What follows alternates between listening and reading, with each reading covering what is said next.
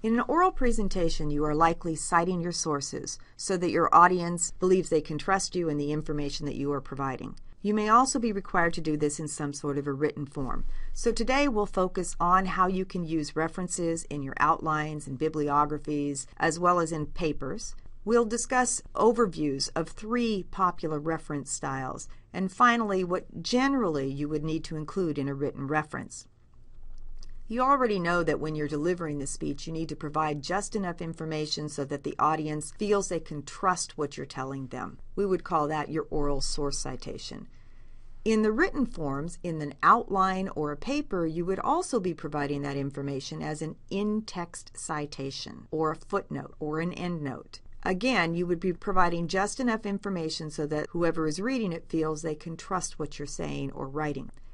You'll also be providing that same information and perhaps more information in the reference page as your bibliography. There's a works consulted, a works cited page. Now, a works cited page is specific to the sources that you cited in the paper or in the speech. How that is different than the works consulted page is, let's say you are putting together your speech and you find 5 sources that say exactly the same thing.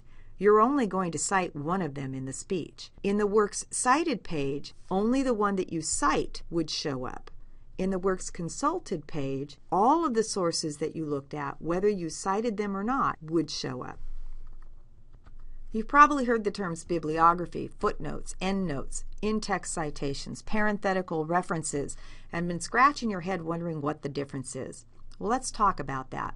We'll start with the bibliography. Bibliography, the word, is technically a misnomer because biblio means books, and today we look at many other sources other than books. The purpose of a bibliography is to give somebody a place to go to see what exactly you looked at when you were putting together your speech or your paper. It includes all of the sources, alphabetical, so that if you looked at, say, for example, 15 sources in the process of putting together your paper or your speech, all 15 sources would be listed. The remainder, the footnote, the endnotes, the in-text citations, the parenthetical references, you can think of these as providing the information just in time. So as you were writing about something, that's when you would cite where you got that information. We'll start with footnotes. Footnotes are old. You may still use them, but they're the little 1s and 2s that show up in the text, and then at the bottom of the page you've got the little 1s and 2s that are associated with the footnotes, and then all the information that is necessary so that somebody could go back and look at your original source. Endnotes came about because putting footnotes in was really hard when you were working with a typewriter. So now instead of putting those 1s and 2s at the bottom of the page, they would still show up in the text, but they would show up at the end of the document in terms of all the content. And you may have seen chapters in some of your textbooks that have been designed that way. In-text citations and parenthetical references often can be used together. The difference between an in-text citation and a parenthetical reference has to do with what you actually write out in the text. In an in-text citation, you put as much information as the reader may need. So in this example, 2013, the date is probably important, as well as the source, the International Dairy Foods Association study.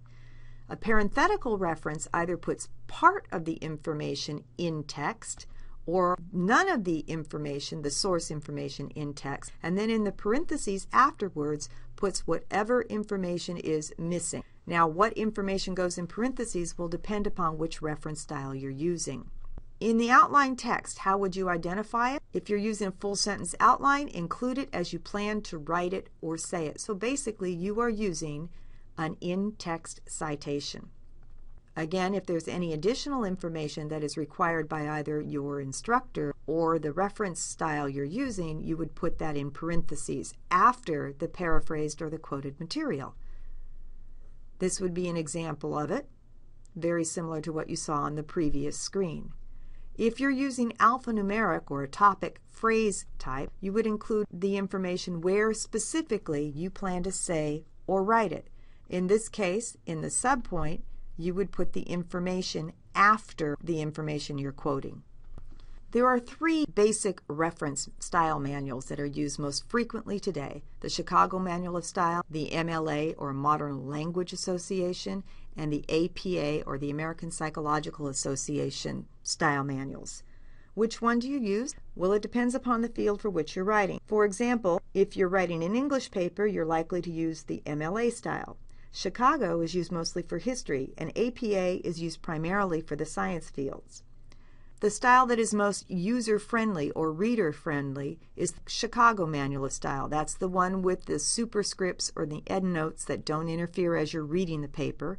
You usually have a full source citation in your footnotes, and then the name of the document that you have at the end, which identifies all the sources that you've consulted, is called the bibliography. The American Psychological Association, or APA style, has footnotes as parenthetical references. They show up in the text in parentheses rather than those little ones and twos, and may not have all of the information you would need to find the source. There are different margins that are used in the reference page. It's not a bibliography here. And you'll notice in this that the author's first names are not listed. They use only their first initials, and there's very little capitalization. It looks very different. The MLA style tends to be a hybrid. Here you have your footnotes in parentheses as in-text or parenthetical references, just like you would, or very similar to what you would have with the APA style, but they also use standard underlining, capitalization, etc. in the works consulted or the works cited page. So let's see what it looks like at a glance. This is an example of Chicago Manual of Style, and you'll see the first line starts at the left margin. It's single-spaced. The additional lines are indented 5 spaces. You've got standard capitalization style, and you've got the author's full name. In APA, now all of a sudden you see there's no full first name of the author. They double space it, and the date shows after the author's name, and some odd capitalization within the titles of the work.